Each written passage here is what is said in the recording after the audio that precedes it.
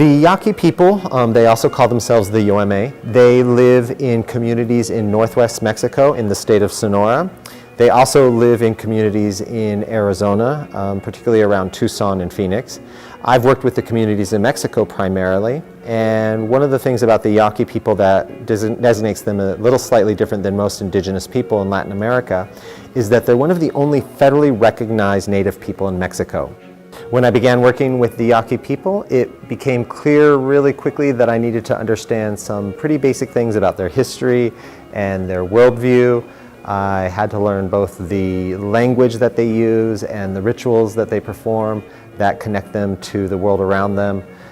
This gave me a great opportunity when the Fowler let me know that they had a collection of Yaqui masks to portray the Yaqui people inside this exhibit in a way that closely aligns with how they would portray themselves, because I've had a couple decades of experience already working in the area of representing Native peoples, and in particular the Yaqui people.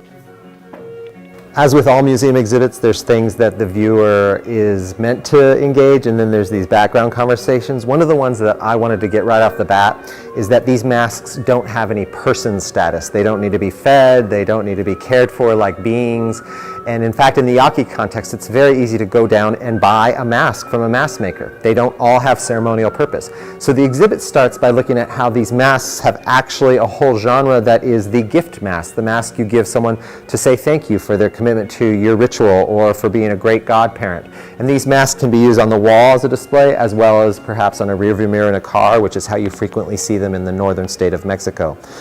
So the exhibit starts there to get off right at the bat that these masks don't necessarily have to have a ceremonial or religious purpose, even though that's also part of their larger reasons for existing. And then I wanted the exhibit to engage the aspect of nature and ritual and the combination between those two things in Yaqui context. So because these masks are almost always used inside a ritual context that entails music, it was important for the viewers of the exhibit to understand that music would take a part of the Pascola or the Pascola dance.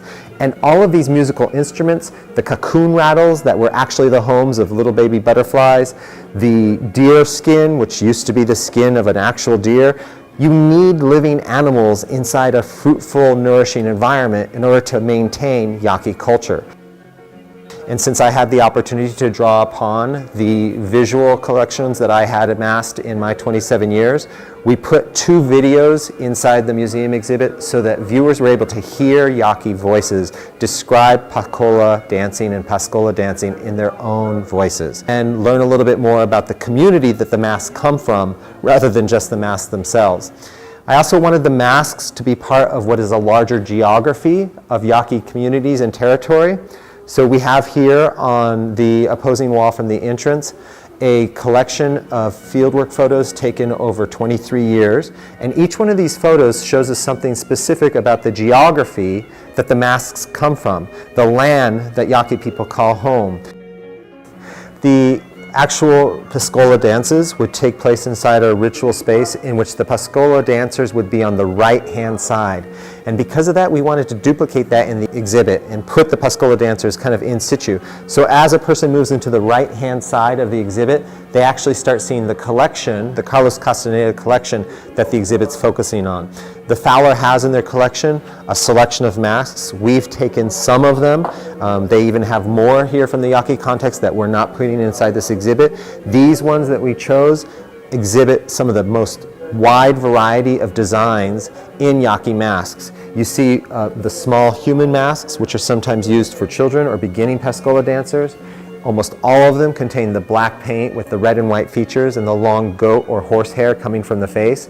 And there's 2 primary designations. Those are the human face masks and the masks of those beings or animals that they consider close to humans but different than humans, which is why you have a goat mask here, you have a monkey mask to the right, and on the far wall here, one of the most perfect exhibits of a contemporary Yaqui mask is a coyote who has mirror inlay into the face, which shows some of the ways that newer, younger mask makers are playing with the traditional Pascola form, but utilizing new items that they can bring into the work. The collection came about to the Fowler through the contribution of Carlos Castaneda, who's pretty famous in anthropological circles as well as New Age circles. He wrote a collection of books in the late 60s and early 70s that connected Native people to the use of drugs as well as to a counterculture movement that still exists today in California.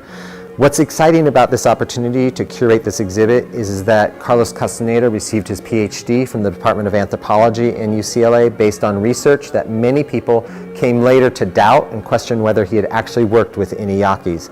Then in my being hired at UCLA in 2008, it gave UCLA an opportunity to bring someone onto the faculty here who has actually worked with the Yaquis. I've worked with them since 1992.